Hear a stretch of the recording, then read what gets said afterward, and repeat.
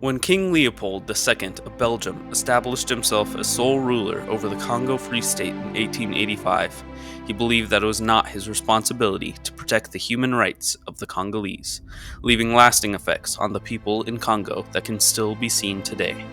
This was caused by Leopold's gluttonous business ventures, accompanied by the public and government support for paternalism over indigenous Africans throughout the 19th and 20th centuries. The effects have been devastating, as the Democratic Republic of Congo has struggled to reach the cultural, economic, and political stability it once had after gaining independence from Belgium in 1960. Belgians have been forced to come face to face with their colonial legacy in the wake of the Black Lives Matter movement, and the Congolese continued to be exploited and discriminated against, even after Leopold relinquished his control over the colony in 1908. The new imperialism was an era of widespread colonization by European countries, the US, and Japan, following the Second Industrial Revolution. Throughout the late 19th and early 20th centuries, nations scrambled for new additions to their empires to stoke the flames of urbanization and industrialization. But many were also seeking geopolitical stability in the midst of rising tensions between the world's biggest powerhouses. Christian missionaries were also very eager to explore new land and civilize the population. Bringing an end to the slave trade was one of the main goals of the church at this time. Africa, a continent rich in natural resources and culture, became an interesting prospect for countries looking to grow their empires. Great Britain, France, Germany, and others vied for the land, creating conflict throughout the West. King Leopold II of Belgium entered the fray in September 1876, when he hosted the Brussels Geographical Conference and founded the International African Association for the Exploration and Civilization of Central Africa. Leopold had become the constitutional monarch of Belgium in 1865 and inherited a country with a rapidly growing economy. Leopold, however, was seeking more international economic power through colonization, despite the Belgian government's clear opposition to interfering with larger countries' affairs.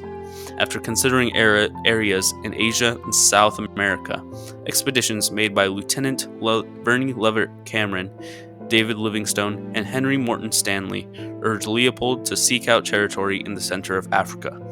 After Henry Morton Stanley returned from an expedition through the Congo River in 1887, Leopold hired him to establish the beginnings of the Belgian Congo. Leopold founded a new organization, the International Association of the Congo, or IAC, as a new front for his business in Congo. For 20 years, Henry Morton Stanley coerced leaders of various African kingdoms and tribes to sign treaties giving up their land, built canals, set up IAC stations, and constructed railroads on the backs of the Congolese. Around 2 million Congolese people died in the construction of the railroad alone. Back in Belgium, Leopold explained that the IAC's main goal was to civilize the African population, convert them to Christianity, and expand industrial markets. Realizing tensions were growing, Otto von Bismarck of Germany brought representatives from 14 nations together at the Berlin Conference in 1884 to redraw the African map. This resulted in the signing of the Berlin Act in 1885, which attempted to create boundaries for the nations seeking land in Africa. The Berlin Act also gave the rights to rule the Congo to the IAC, but also laid out some responsibilities, as Article 6 reads, "All the powers exercising sovereign rights or influence in the aforesaid territories bind themselves to watch over the preservation of the native tribes and to care for the improvement of the conditions of their moral and material well-being, and to help in suppressing slavery, and especially the slave trade." Only 6 months after signing the Berlin Act, Leopold had disbanded the IAC completely and claimed the new Congo Free State as his own personal property. The first few years of Leopold's rule were a mess. The new colony was ruled by a governor-general, 4 directors, and a military commander, and several European agents. Agents were extremely disconnected from the Congolese population and often were most heavily involved in trade with the Zanzibari, who ran the slave trade throughout Central Africa. Drowning in debt, Leopold commanded Stanley to make Tipu Tip, one of the most powerful Zanzibari slave traders, a governor in the Congo in 1887. This propelled Tipu Tip into a very powerful position in the colony, giving Zanzibari slave traders even more control over the region. Leopold had already broken his promise to bring an end to the slave trade only 2 years after acquiring Congo. However, Leopold once again used the civilizing mission to begin the Brussels Conference, which lasted from 1889 through 1890. It was here that Leopold convinced other European powers to allow him to create a new taxation system, targeting the slave trade and Congo's poor political infrastructure. Although his true goal was to generate more profit from the colony to combat the growing debt it was creating.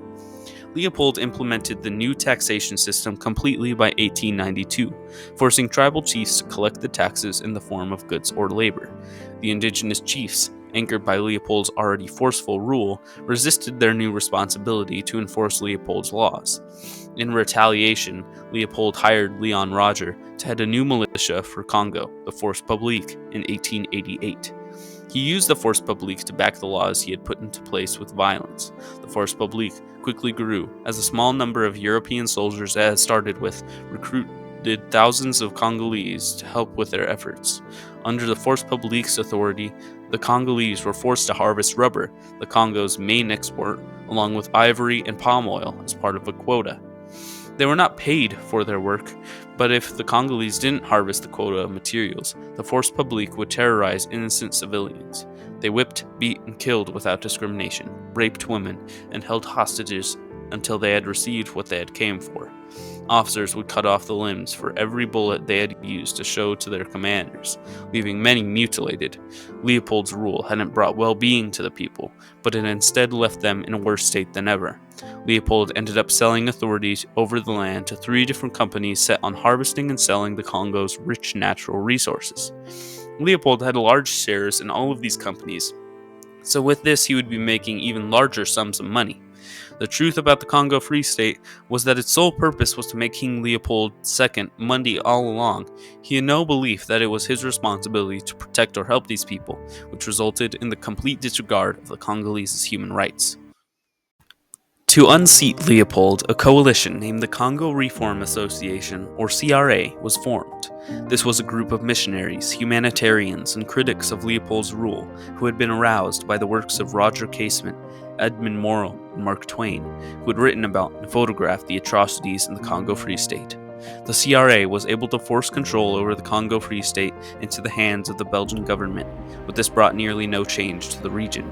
The abuses against the Congolese continued for many years, and the Congolese people were forced to deal with new social conflicts created by the Force Publique, widespread poverty, disease, and famine. The Congolese people's lives seemed to mean nothing. One example of this is the life of Otabenga, a Congolese man who, after being captured by slave traders, was taken from Congo to the Bronx Zoo and put in the primate exhibit in 1906. Otabenga was forced to stay in the US and never saw his family again. In more recent memory, the Belgian Congo gained independence in 1960, becoming the Democratic Republic of Congo, but has dealt with ongoing violence. There have been 2 civil wars in the late 90s, followed by an ongoing armed conflict, which are widely believed to have been sparked by the Rwandan genocide and overall political instability in the region. Civilians have been displaced by these conflicts and struggle to support themselves. The Democratic Republic of Congo is one of the poorest nations in the world. Belgium has also had to come face to face with its colonial past, as the public has been very disappointed with Leopold's positive legacy despite the mass destruction he created. Protesters made their biggest effort to get rid of busts honoring Leopold in 2020 and 2021 as part of the Black Lives Matter movement. In conclusion, the Congolese people's human rights were violated because of King Leopold II's belief that their well-being was not his responsibility. Leopold's bloody legacy and broken promises still live on in the long-lasting damage it has caused in the heart of Africa. This example of rights and responsibilities in history is one of the most terrifyingly representative of the new imperialism movement and its effect on African nations.